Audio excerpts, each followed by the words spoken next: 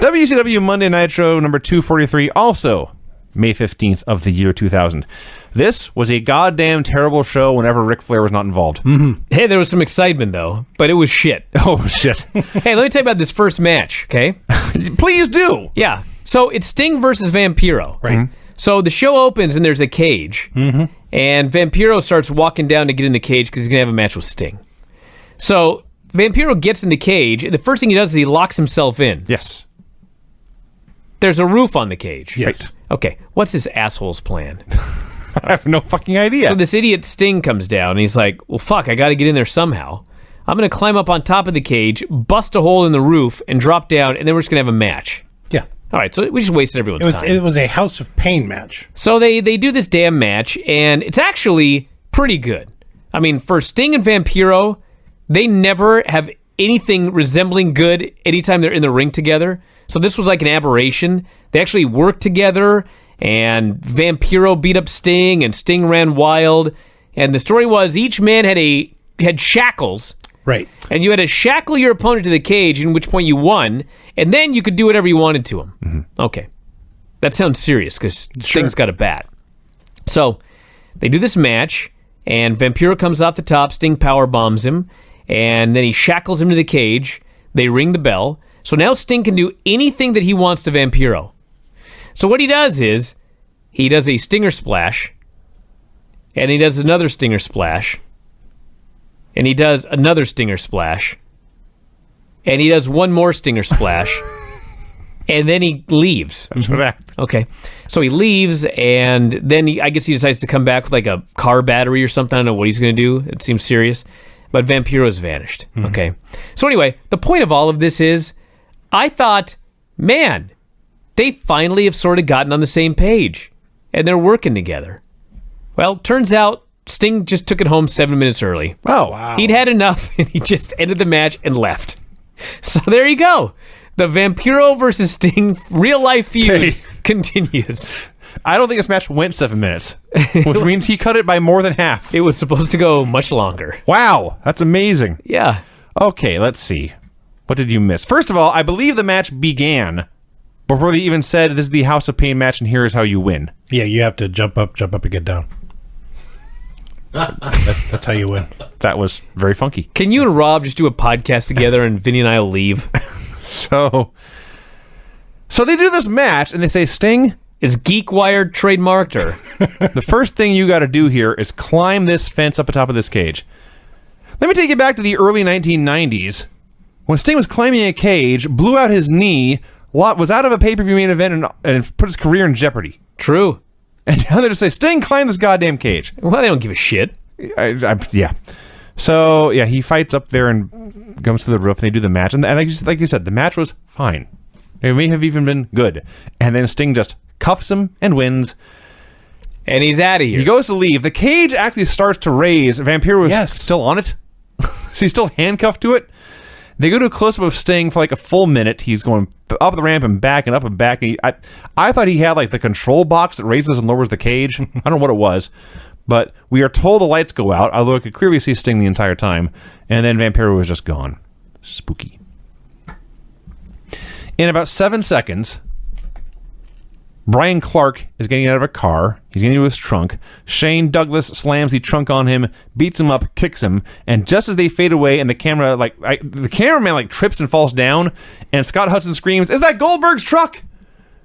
What the hell? I had to go back and check. And yes, for about 4 frames, way off yonder in the distance, was Goldberg's monster truck. I think Goldberg's truck was like in every single scene on the show. I think it might have been in the crowd. It got a lot of airtime, yeah. It was everywhere on the show. Okay, remember when the Misfits in Action debuted and were immediately fired? Yes. Okay, they're back. Yeah, what happened there? They've added to their ranks. They were fired and now they're back. What the fuck happened? I hate this show. So, this is where Captain Rection is laying down the law.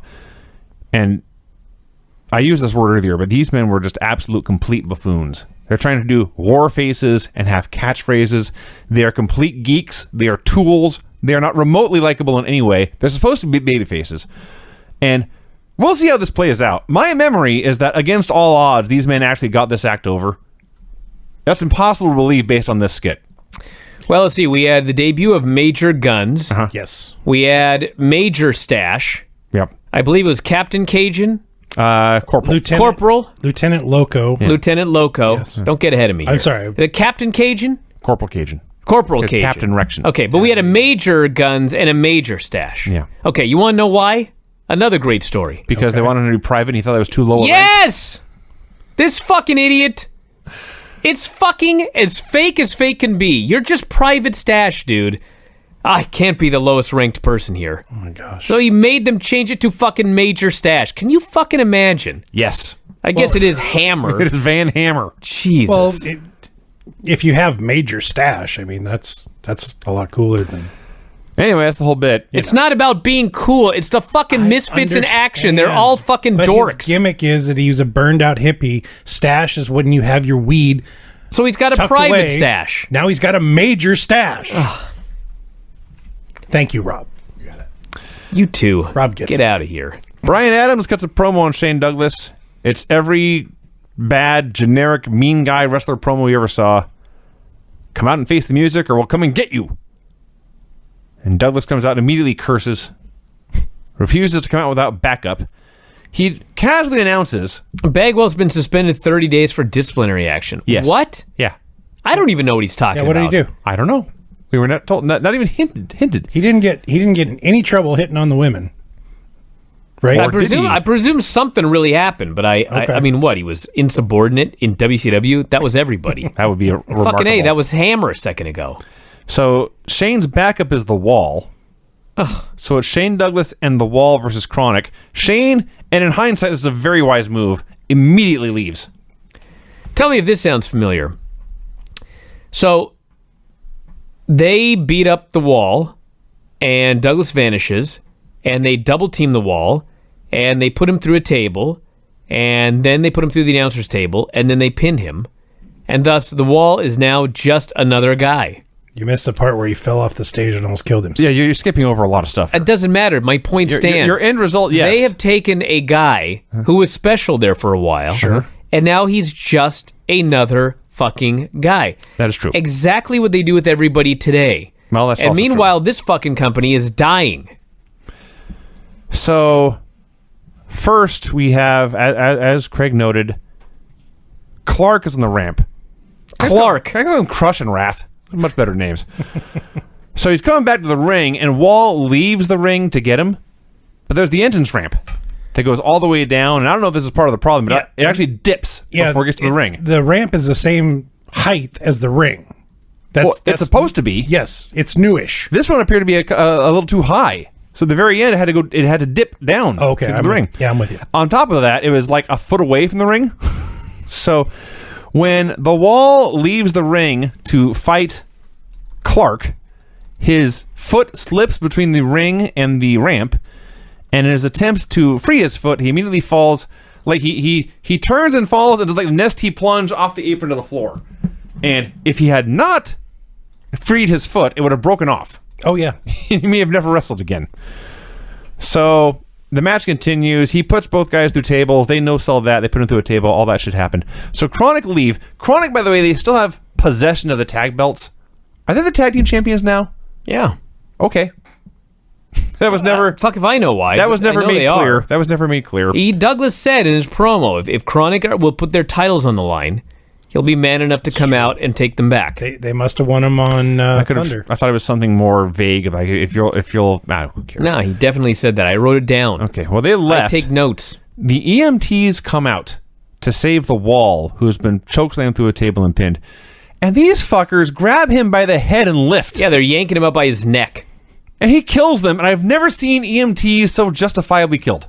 These men deserve death. I'm suspecting these were plants. I hope so. He destroys them. This is all very, very, very, very stupid. Mm-hmm. Bischoff and Kimberly are backstage. They're going through the want ads, trying to find a new home for DDP. So, first off, Disco comes in, and if only this were so easy in 2019. It really, yeah. Disco storms in, he says, Eric, I don't want to be with the Mamalukes anymore. I want to be with my friends. And Eric says, leave! Just do whatever you want. Disco is thankful, and he leaves. That's it. It was actually easier in WCW than it is today in WWE. Absolutely. So Cat and Terry Funk come in, and Funk goes on a spiel. I don't know what he's talking about. I'm not going to hand this belt over to you. I'm going to fight you all with all I've got. You'll never get this belt off me. In the middle of it, the Cat kicks him in the back of the head. A big roundhouse high kick to the back of the head. And I don't recommend watching this show. In fact, I strongly recommend avoiding watching it. If someone puts this on and you're in the room, you should leave. But if you do watch this show, I want you to pay attention to this, because the Cat kicks Terry Funk in the back of the head, and you get this exact sound and this exact rhythm. God damn! And Funk throws himself over the table, and they start brawling in the corner, and Bischoff and Kim ignore all this and search for Paige's new house. I did laugh. I did laugh at this. As Funk and Shat are brawling in the background, and Eric just says, "There's double wide right here. It's right next to the casino." It's just another day of Nitro. Norman Smiley and Ralphus are homeless and destitute, and they're outside, and the Goldberg truck Yeah, is the also truck is there again. Yeah. That truck is everywhere. It is a ninja. They did not save their money.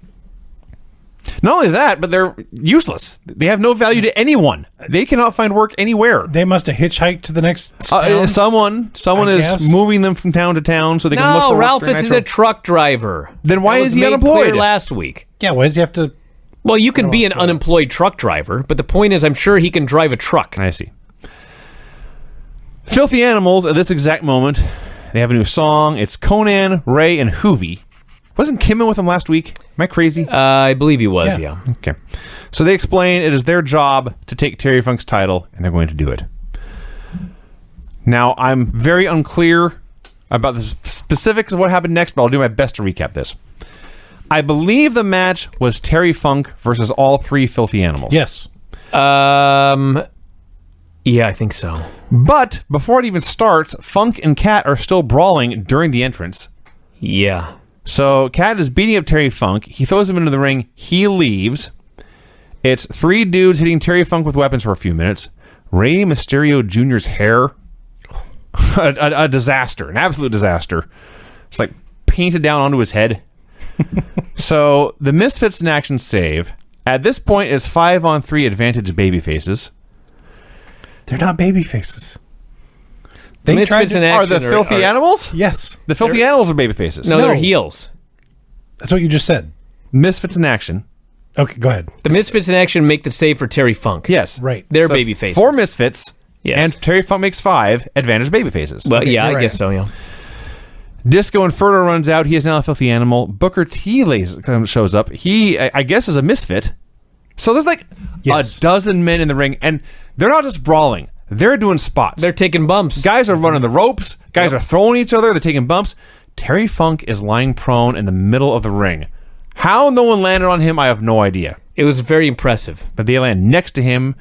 He's just lying there. All this chaos is going on. Eventually, Hoovy's down. They put Funk's prone body on top of Hoovy. He is declared the winner. And then they call out Major Guns to revive Terry Funk via mouth-to-mouth. You know, it was sad because they mentioned during the match that Terry Funk's wife didn't want him wrestling anymore. And of course, his wife recently passed away. Yeah. They've been together since the 5th grade. Wow. Good Lord. And The cat's impressed. this fucking cat. Major Guns came out and was giving him mouth to mouth, and I thought this is why his wife doesn't want him wrestling. Pippin probably wasn't thrilled with this. This is Booker T's going to be joining the Misfits in Action, right? He turns into G.I. Bro again? That's right. It's the return of Yeah. G.I. Bro. I had forgotten that. Thank you, Craig, for reminding me of what I have to look forward to. Well, Ric Flair arrives, scurries into the building, but that's not important because we want to show Goldberg's truck more. Yeah. Well, you know why? Honest to God. They thought his truck would draw ratings. That's clear, actually. That's Yeah. what I thought. So Norman and Ralphus want to sell popcorn. The worst acted segment I have seen since I watched Raw. This was a Monday. Nickelodeon skit. No, Way up there. way better acting on Nickelodeon. This was god awful. So the popcorn guy doesn't want to hire them, but he's desperate for help. He tells them to go sell popcorn, and these are his specific orders on how to sell popcorn. Don't screw up.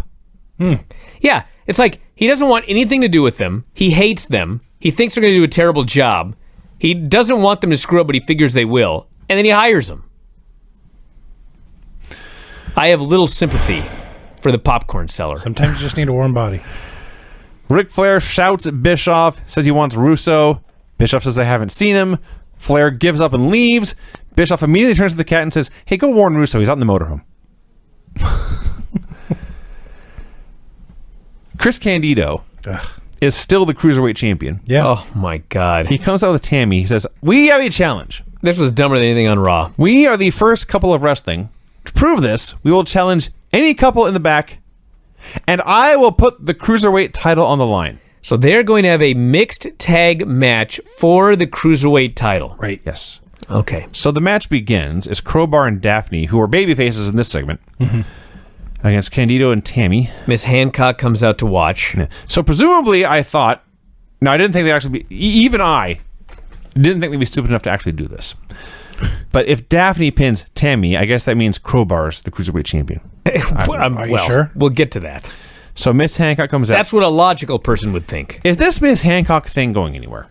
No. She just comes out every so and leaves. She comes out and dances so you can see her long legs and draw ratings. She hasn't even... She think danced they on have this a show. plan? She danced on this show. She hasn't even been doing that No, lately. for like 3 weeks, she's just come out and taken notes. I'm sure she manages some shitty team we forgot all about. So Tammy and Daphne come in Yeah. and start beating up the dudes. This is not Chyna and Nicole Bass. It's Tammy Sitch and Daphne, and they're beating up Chris Candido and Crowbar. It's preposterous. It's completely unbelievable. It's not even that, but it's like, I love Chris Candido, okay? Why not? when you watch him wrestle, he's like a robot going from spot to spot. You know what I'm saying? Sure. That's what he does. So now he's a robot going spot to spot with Sonny and Daphne in the ring doing spots together. Yeah. So like, he literally will stop what he's doing and just look at them do their moves. That actually did happen. And then, like, they don't even know Well, what they're doing. So they'll just stop when the guys are doing moves. There is so much standing around and looking and, like, not knowing what anyone's going to do. It was a fucking mess. Crowbar was doing the same thing, to be fair. It was all four of them. There was a point where Crowbar is outside the ring holding a chair, and Tammy, of all people... Yes. Like, forget being a trained wrestler. I don't think she's an athlete. She has to do a running dropkick and hit this chair in a Crowbar's face, and he's just standing there holding a chair up for what felt like an hour. And even the announcers can't cover it up. It's almost like he stood there and waited for a chair shot. They said. And then she's got to do that Bronco Buster, which she tries to run, and then she tries to jump, and then this was just this was bottom of the barrel. And it gets worse. It does. So Miss Hancock determines it's now time to dance. Well, what Miss Hancock says, because they like to fuck with everybody, is she says, Tony, I'm going to do a dance for you. Because I don't know if you've been paying attention, but every time she dances on the table, Tony can't look because his wife is going to get mad. I see. So now they have her specifically saying she's going to dance for Tony. So she starts doing this stupid dance, and fucking Crowbar starts going after her like a creeper. He gets out of the ring, he starts lurching after her. Like, what are you going to do, dude? Like, if you weren't held back. So he gets held back, and they botched a powerbomb reversal about 10 times, and then Daphne pinned Sonny. And then all confusion breaks loose. Yes. No one can figure out who's the fucking champion now. Sonny pinned Daphne. So... No, wait. Daphne pinned Sonny. Yes. So is Daphne the champion? She thinks Or so. is Crowbar the champion? Crowbar thinks he is champion. They can't decide. Right. They begin to fight over who gets the belt. So this is one of the dumbest segments I've ever seen in my entire life. And when Ric Flair comes running out and starts beating Crowbar's ass, who perhaps may be the new Cruiserweight champion, by the way, I would like to believe this is a complete shoot. And Flair was so disgusted by how awful the segment was, he just needed to come out and kill somebody. Well, what it was, Vinny, I don't know if you've noticed this or not, but every week on a Russo show, there is a individual or a team that wins a match. Sometimes they even win the titles. And immediately after winning, somebody else comes down and beats them up and makes them look like fucking geeks. That does sound familiar. That was Ric Flair's role here, to beat up the new Cruiserweight champion and make him look like a geek. So Flair's cutting this promo. He calls out Russo, wants him to come down, but Russo is in the production truck ordering them to get ready to play a tape. We go to a break. Come back. Ric Flair is still calling out Russo. We cut outside to see Sting. Sting walks into the parking lot. Sting sees a car fire A perfect metaphor for Nitro in the year 2000. That's right. And Sting's reaction to this car fire is my reaction to watching Nitro. He just throws his bag down, puts his hands on his hips. He's just exasperated. There's not even anger. It's just, God damn it. Thank God I got that insurance from the rental place. Yes. So they cut back to Flair, who's been watching all this. It's not related to him, not his circus, not his monkeys. Sure. But he's Ric Flair, so he can't help himself when Sting suffers misfortune, but to go, woo! Okay. Now, I have been and will always be a very harsh critic of Vince Russo. Okay. But I believe I'm also a fair man. And sometimes he has done things well. And I thought this next bit was fabulous. It was awesome. Vince Russo, David Flair, and Daphne go to tour the Flair estate in, I believe it was a Ferrari. They arrive at the building, and David pops out, immediately starts showing off, because this is true. Rick's current wife is David's stepmom. Right. Young Reed and Ashley are his step-siblings. He's the blonde-headed stepchild. Yeah. And I don't really know how he was treated in storyline, and I've seen this with people I know. The stepchild is often not treated equally, and that is a story. David feels neglected in favor of his younger siblings. So David's pointing out all the other vehicles. This limo is how my stepmom goes to get her groceries. I'm not allowed in there. They go into the living room. There's a big portrait of Beth, Reed, and Ashley, and no David. And they point out Reed, who at this point was, how old was Reed here? 12, 13? Like 12, 13 years old, yeah. Are already calling him champ, already an accomplished athlete. This is the kid I could never live up to his expectations. I could never live up to his expectations. He's like 10 years younger than David. Actually, he might have been like 10. I remember he was like a big kid. Yeah. So he's cutting this promo about Reed and all that Reed accomplished and how hard it is to fill his shoes. It occurs to me he's cutting a promo about Charlotte's life. No, he was 12. So they go upstairs, and this actually amused me. Well, a lot of this amused me, but Russo, who always buries tradition, always buries Flair, talks about how much lame he is, says, I've always wanted to do this. And he goes and runs and jumps into the actual Space Mountain. He jumps into Flair's bed. They're having a party in there. They go look at the pool. David says, that's their pool. There's this big, huge swimming pool, and it's about 30 yards away from the house. It's out there. That's where they go swimming. I got to swim over here. And he just points into the woods. And Russo says it's a pond filled with sharks. It's a polluted, shark-infested creek. Yes. When he said shark-infested creek, I laughed, and I laughed, and I laughed. I don't know which announcer, but they went, sharks? This is the best moment of Vince Russo's on-screen career. I should mention, by the way, that when they were downstairs earlier looking at that picture, there's Reed and Beth and young Ashley. Charlotte Flair. Yes. Mm-hmm. And when David points to Charlotte, he calls her the demon in the flesh. I thought, fuck, I've been hearing that for 4 months now. Yeah. Now I'm hearing it on a show 19 fucking years ago. It's a rib. They go through Flair's closet. They're trying on his robes, throwing all his shoes around. And then they go into Reed's bedroom. They just call him Champ. That's what the dad always calls him, Champ. And he's got trophies everywhere. Now, I will say, this is nobody's fault involved in the production of this. But when you're watching this in 2019, this part is devastating and heartbreaking. Well, yeah. This part was rough to get through. But then after all this, all the big tour of the house, they then go to David's room. David's room is a blanket on a cement floor. Unfinished garage. In an unfinished basement. There's exposed insulation everywhere. It's just cold and dank. Russo's appalled. He can't even... I'm speechless, man. I can't believe they treat you this badly. For 20 years, they made you sleep here. So they go to leave just as Ashley, Beth, and Reed arrive home. However old Reed Flair was here, he's already a badass. He's not taking any of Russo's shit. And you can tell Russo's scared of him, too. And Ashley's just shocked and appalled, like probably 15-year-old Charlotte. It's incredible watching Charlotte in this video and realizing that she actually becomes a big-time pro wrestling superstar. Yeah. She wants nothing to do with any of this. Yes. She's trying to hide. Yes. They're forcing the camera on her, and she slinks away, embarrassed to have any part of this. And this is the second time she's been on Nitro. Yeah. The other time, though, she didn't have to do anything but come out That's true. and act and stand there in her fur coat. That's true. She had to be part of the show here. And she was, like most awkward 15-year-old girls, did not want to be any part of this. So Flair's in the ring watching all this, fuming. And now he wants more of Russo, but instead David and Daphne come out to confront him. Okay, Daphne was a babyface earlier. She's a heel here, just if you're confused. Mm-hmm. So Flair's cutting this promo.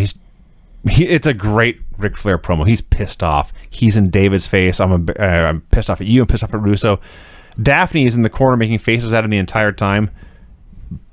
Maybe a coincidence, but like a week ago, she tweeted out a gif of this exact segment and said, Rick was hot at me because I almost cracked him up with the horse face. So she almost cracked Ric Flair up with the faces. Flair outright calls David an asshole. Says, I want to deal with this once and for all. You, David Flair, not David Flair, David Flair, you are going to wrestle Ric Flair, not your dad, at the Great American Bash. Well, first off, they make the big announcement that tonight he wants his match with Jeff Jarrett. He's supposed to get the match at the Great American Bash, but he wants the match tonight. Yes. And he says that David can walk out of this building in a hotel, look in the mirror, realize what an asshole he's been. And he says if David doesn't like it, he can do something about it. From day one, they've been trying to split him up. He wants David to go home and pick out his favorite pair of Rick's boots because at the pay-per-view, he's going to wrestle Ric Flair, not his father. David tells him he better be ready to wrestle his son he left in Minneapolis all those years ago. So I guess he did live in Minneapolis, not in the basement. So he killed his own gimmick. So Flair said 1 million guys have told me to get ready. I love to get ready, and I'm going to kick your ass at the Bash. Nothing you'll ever do, he says, will get you higher or give you a better buzz than wrestling me. And I'm going to kick your ass at the Bash. And David says, I can't wait. I'm going to kick your ass. David Flair, listen closely, everyone. David Flair was great here. Yeah, he was. I've never said it before. Mm-hmm. And outside of comedy, I may never say it again. Because he probably could have been something if they would have done everything right with him. Yeah. But they did everything wrong with him. They sure did. Maybe he was channeling some inner demons. There may have been, I don't know, but it's entirely possible. There may have been a smidge of truth to all this. So Flair says, if I lose to you, you embarrassment to our family, I'll retire from wrestling forever. And he's still going off when Jarrett appears, smashes a guitar over his head, lays him out. And the last bit is David standing over his father, screaming, grabbing the mic and screaming, I'll see you at the Great American Bash, Dad. This was an awesome segment. This was fantastic. Russo and Liz are watching all of this backstage. Russo's on the phone telling somebody to fix something. So after the break, Russo, Liz, Palumbo, security, they all come out. So the person he told to fix something was a technician or somebody to go fix the hole in the roof of the cage. Right. So Russo's in the cage. Cage is Lord. At least that makes sense. It does. Yeah. And, you know, if you're wondering why they had Sting fight his way into the cage with a baseball bat, it was to set up having this segment for an excuse to have a technician out there. You know what this show really proves is that, in fact, if you had had somebody who had a fucking clue running this show, and Russo was just there to throw out some ideas, and like every now and then he'd have a good idea, like that Ric Flair segment, or the logic here of having a hole in the cage, and then you send someone out there to fix the hole, but that person ends up being Luger, and that's how he gets into the cage. Like, that was the best role for this fucking guy. Which, by the way, was the role that he had when he was in the WWF. Yes. Instead, he felt that he had to take over the whole show, run the whole show, book everything, and it was a fucking disaster. And be the biggest star on the show. Yes. Yep. Yes. So, Russo's... He wasn't a bad promo. He could have been a character. Okay. But you don't want him writing the entire show. Let him be a heel and let him come up with an idea here or there, and everything is fine. So, Russo's goal in all of this is that he wants to do another House of Pain match between Liz and Medusa. So Medusa comes out. Liz hit her with a chair last week, in case you forgot. So she's down for this. Liz is not. Russo's in the ring, berating Liz in the microphone. And yes, the guy who was on top of the cage trying to fix it drops in, pulls off his hat and fake mustache. I can't believe he didn't blow up both his knees. Also true. It's Lex Luger in disguise. Now, at this point, we should add Chuck Palumbo has already locked the cage door and then, like a dumbass, thrown the key away. Medusa goes after Lex. He fights her off, puts her in the torture rack. Russo nutshots him, but Lex has a cup on. So Liz knees Russo in the nuts, rubs the cup in his face. They finally get the door open. Security hits the ring. Lex is fighting them all until he gets maced. And then Chuck's beating him with the muscle flexor. The muscle flexor. Which actually sounds like a move name they come up with in Japan. Is it any sillier than muscle buster? No? So who should come out to make the save but Kevin Nash? He comes out. Security is so scared that they just run in circles around the cage. Like frightened fish in a tank or something. They don't actually go out the door. Russo, Liz, and Palumbo flee as Nash is killing the security team. Nash is about to powerbomb Medusa when he's attacked by Mike Awesome. This is all one segment. This all started with Russo coming out to the cage with Liz. Don't gloss over he was killing the security. He was beating them handily 12-on-1. Yes. Are you kidding me?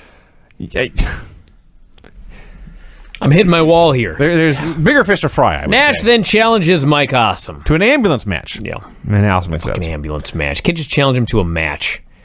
No, everything must have a step. Gene notes that Scott Steiner is late. Steiner says, I'm never late. I'm always right when I want to be. He tears to the format, tells Russo he's not wrestling tonight. He'll be waiting in the alley for his brother and Tank because there's too many rules in here. So he goes in the alley and they beat his ass and lay him out. What a fucking geek. Well, he had a plan. Then the Goldberg truck zooms around. Yeah, let me tell you about a plan. Mm-hmm. If you have a plan, don't tell everyone what the plan is.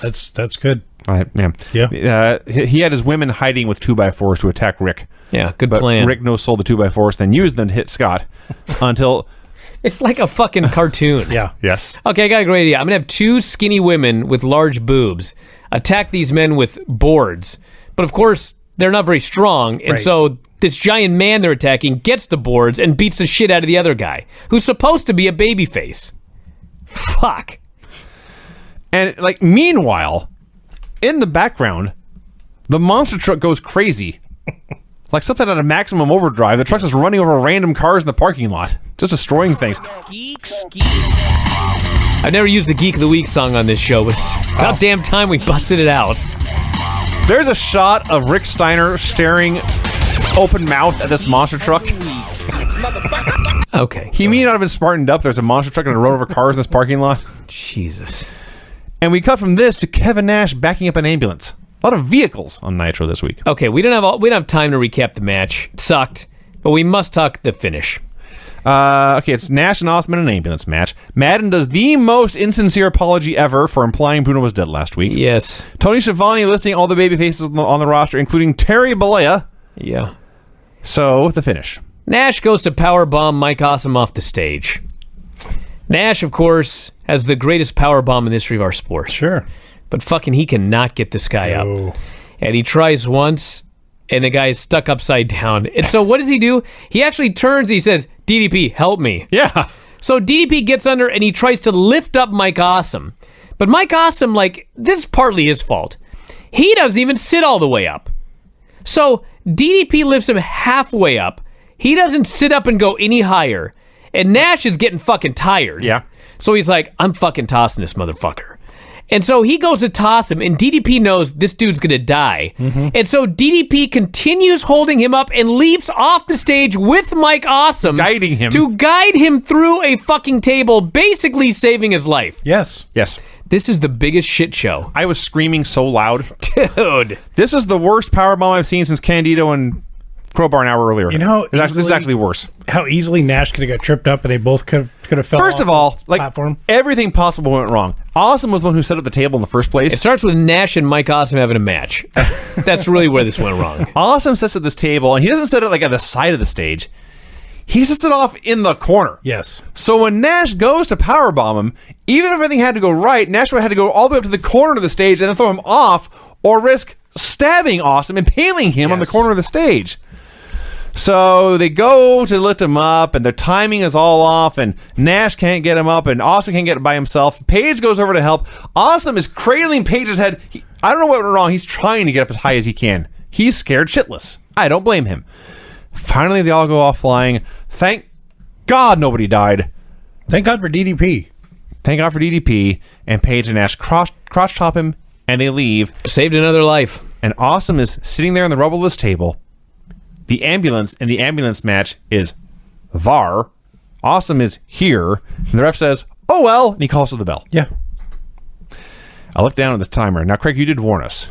This was an extended Nitro. But when I saw at this point there were still 30 minutes of this show to go. I about jumped out the window. Just done. They cut backstage where Bischoff is watching on a monitor. I promise you, he was as disgusted by all this as I was. Says, if you want something done, you've got to do it yourself. Hulk Hogan arrives at the building. Mm-hmm. Norman and Ralphus, I wrote Norman and Smiley, which actually may as well have been. They're very happy about all the popcorn they sold. They had a very successful night. They're ready to sell some more. Ralphus then sticks his hand in his ass and then sticks it in the popcorn. Yeah. The popcorn seller is outraged by this, says he's going to get sued. They're fired. He's not paying them. Yeah. He threatened to sue them. This was a show-long storyline. And for a moment, I thought, well, what are your damages? Then I realized, guy put his hand in his ass and put it all over the popcorn. If they get sick, they'll sue him. As soon as that gets on national TV, there's some damages. Yes. Again, this was a show-long storyline, and that was the payoff. Oh, my God. Bischoff, Shat, and Kimberly come out. They call out DDP. DDP hits the ring. He goes after both of them, and all of a sudden, there's music. I thought, I know that song. Whose fucking song is that? Because it's a weird song. It's a weird song for who it's for. So all of a sudden, here comes fucking Sid making the save.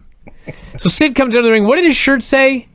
I didn't take notes. It said something like, Sid, all you need to know. Or something weird like that. Okay. He fucking comes down. The place is going fucking crazy for Sid. Sid gets on the apron, and he starts cheerleading, and he starts clapping. Yeah. Apparently, this was a match. No, it wasn't. Well, apparently it was, Vinny. It was not a match. There was no bell. It doesn't matter. There was no referee. Sid's waiting for a tag and a fight. It doesn't matter. It's a match now. So, DDP gives him the hot tag, and Sid hits the ring house of fire, and the people are going fucking crazy, and he attacks DDP. Mm-hmm. You don't say. Bullshit. Like, as a fan, I'm done with this show. This is when I gave up on WCW.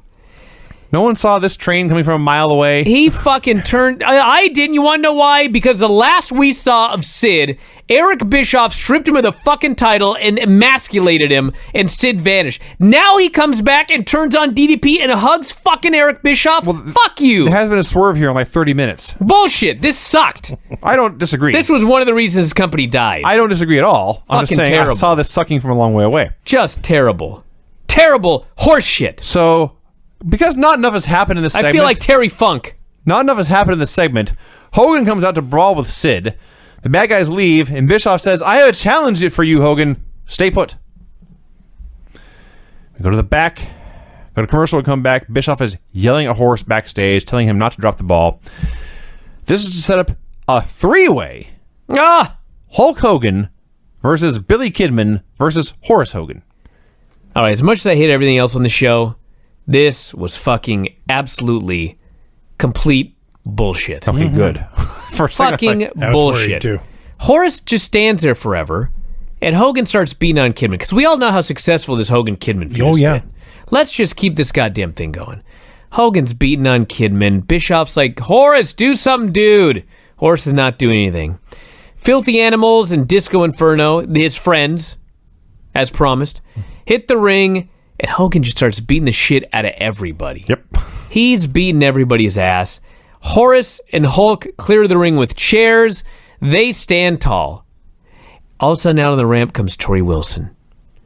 And Horace looks at her, and she nods at him. Mm-hmm. And so he turns around, and he grabs a chair, and he hits Hulk Hogan with a chair, and he pins him. So, let's recap here. Horace was friends with Hulk and helped him clear the ring of all of the heels until Tori came out, and then in a swerve, he turned on Hulk. Right. Check. Hulk Hogan has been pinned for the 50th fucking time in a month by fucking Horace. Yeah. Check. Hogan has lost to everybody.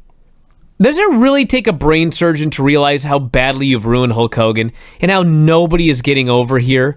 You're killing Hulk. You're killing Kidman. You're killing Horace. Why the fuck is Horace turning on Hogan because of Tori? We can only assume that Horace is a lonely virgin. Okay. And for the first time in his 30-some years on this planet, a woman has perhaps offered to let him touch her boobies. Yes. Well, he why attacks his didn't uncle. he turn on him earlier? Because she She didn't offer him her boobies. She came out and she looked at him. that was Yeah. implied. Yeah, she's going to ruffle. That was implied by that look? No, Yeah. it wasn't, Vinny. No, it was. She looked at him. There was. This is bullshit. This is bullshit. That's the story they're trying to tell. This Don't is get mad at horse me. shit. This is cow shit. This is duck shit. Okay. This is the shit of every animal. I hate it. What follows is Horace taking Tori into a car to, as promised, touch her boobies. Mm-hmm.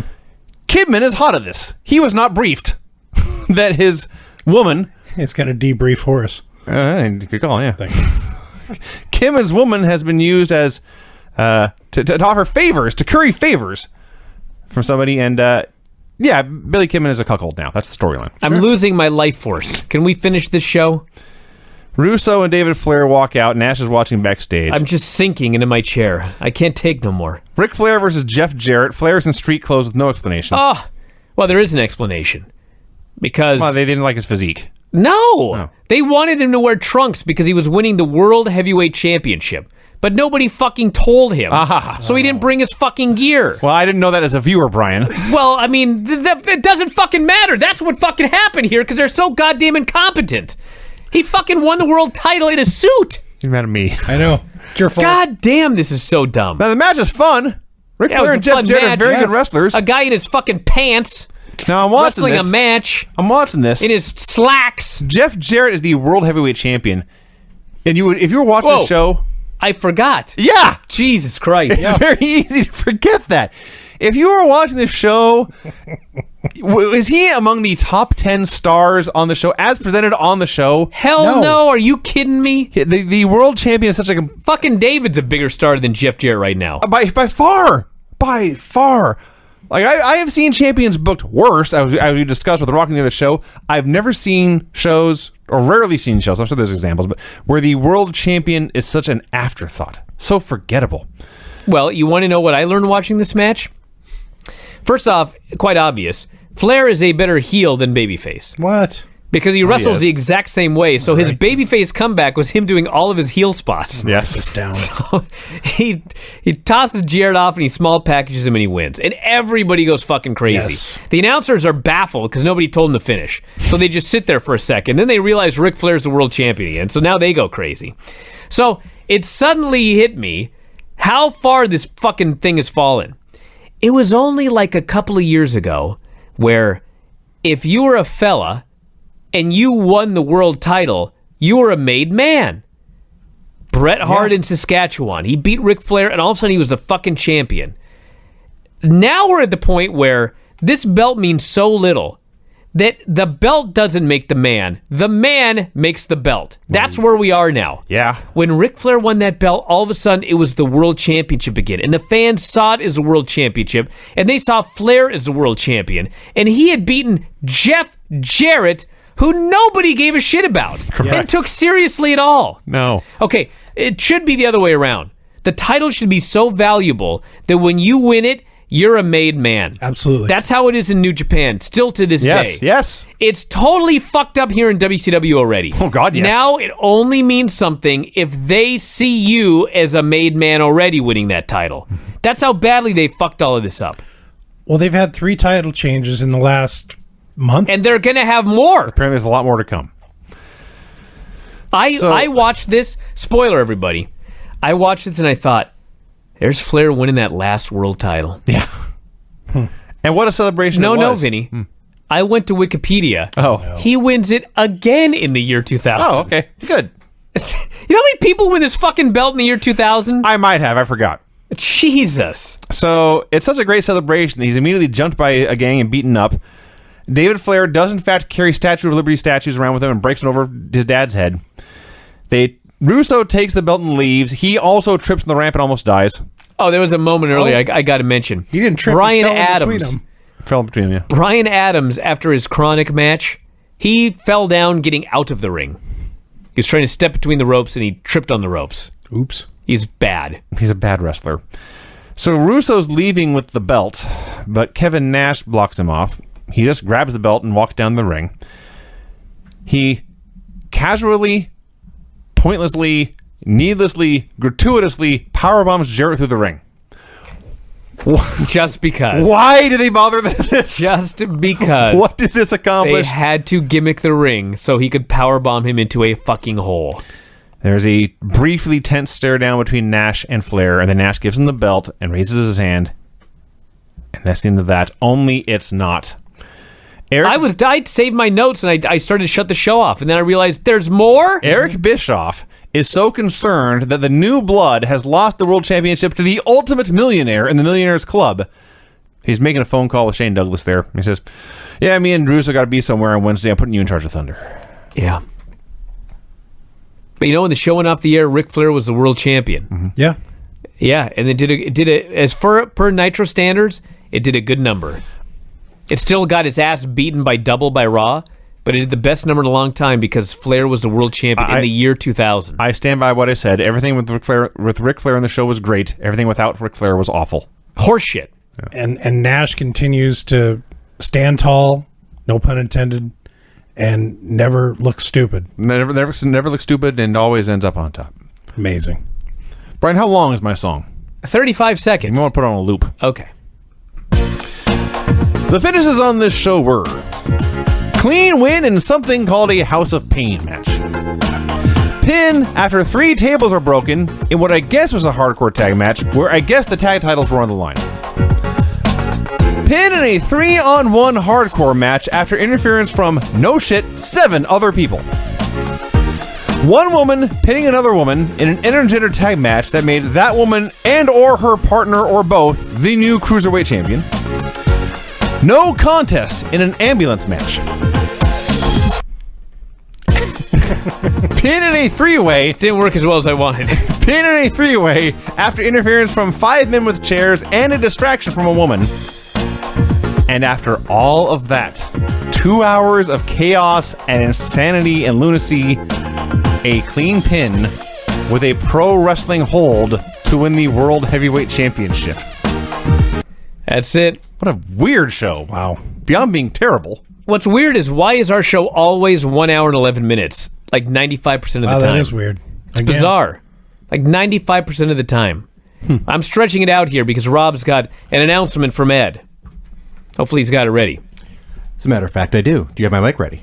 Yeah, it's on. Oh, good. Well, I don't have my headphones on, so I can't tell. Well, because I get the weird feedback and I can't hear myself. Don't judge me. Okay, so for Double or Nothing Weekend in Vegas, our friend Ed in San Antonio presents Poder. Or maybe it's in Poder. Maybe it's Spanish is Poder. I don't know. Of course it's Spanish. When Ed does it as Poder. Yeah, there you go. Yeah.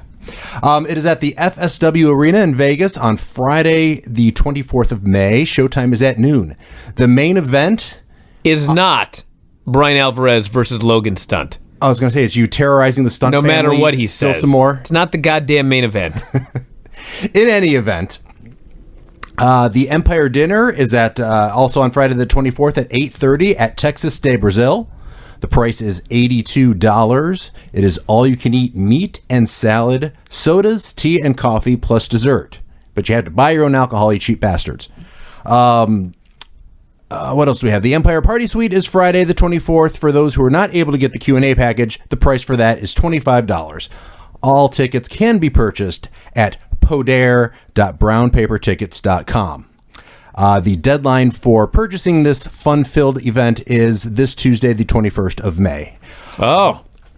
And a couple other notes he wanted me to add. He said, that includes the 3 of you, so no freebies, you cheapskates. Fair enough.